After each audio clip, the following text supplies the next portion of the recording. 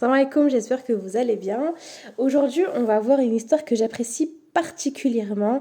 C'est l'histoire de l'expédition à Bosra du prophète sallam avec son oncle Abu Talib.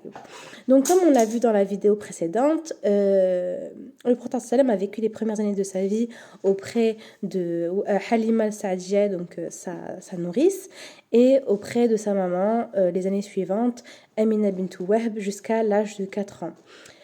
À l'âge de 4 ans, sa maman va décéder. Elle va décéder lors d'un voyage entre Yathrib et Mecca, donc Yathrib qui est l'ancien nom de la ville de Médine, et il va être sous la tutelle à partir de ce moment-là de son grand-père Abdul Muttalib.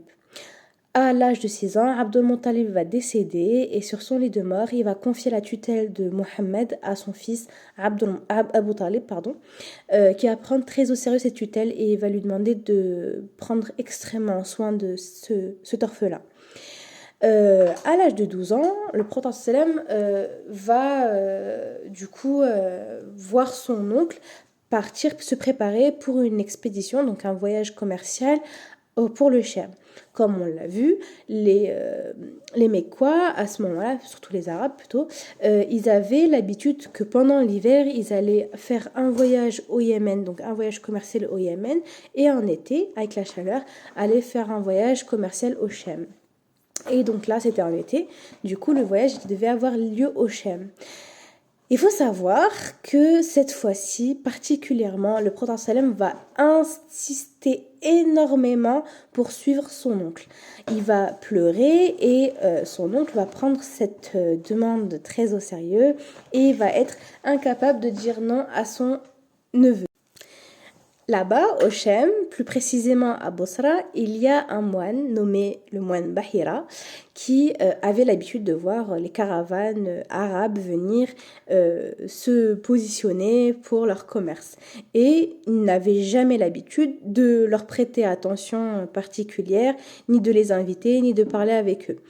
Et cette fois-ci, il y a certains signes qui vont attirer son attention.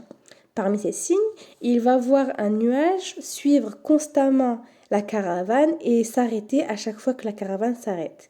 Et ce nuage, il va se rendre compte qu'il couvrait particulièrement un jeune homme.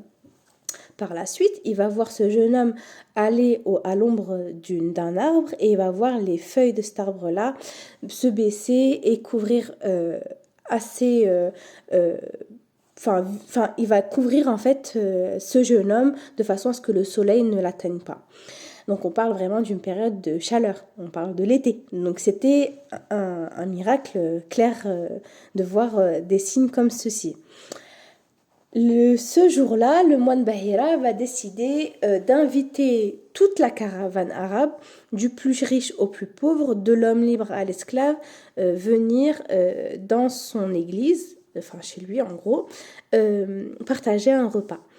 Et tout le monde va venir, sauf un, le prophète Mohammed qui va rester auprès des chameaux pour en prendre soin le temps que tout le monde était occupé. Mais le moine va insister pour qu'il vienne jusqu'à ce que le prophète va venir. Il va lui poser certaines questions auxquelles le prophète va répondre et toutes ces réponses vont le rassurer dans son pressentiment.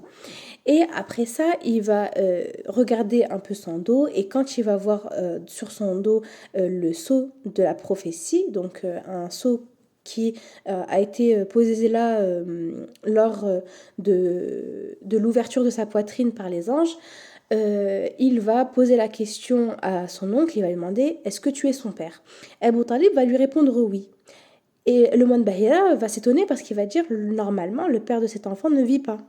Et là, Abu Talib va lui dire « Ah ben oui, justement, je ne suis pas son père en vérité, je suis son oncle, son père est mort lors de la grossesse. » Et là, le moine Bahira va lui dire « Je t'encourage à rentrer très très rapidement à Mecca et de protéger cet enfant et de ne pas le laisser visible aux Juifs qui savent qu'il porte des signes de prophétie et qui risquent de le tuer parce qu'il ne correspond pas à les attentes qu'avaient les Juifs de cette prophétie justement. Donc parce que les Juifs attendaient un prophète de leur communauté et ils se vantaient énormément de ce prophète qui allait venir dans leur communauté et s'ils apprennent que ce prophète ne vient pas de leur communauté, ils risquent en effet de l'assassiner.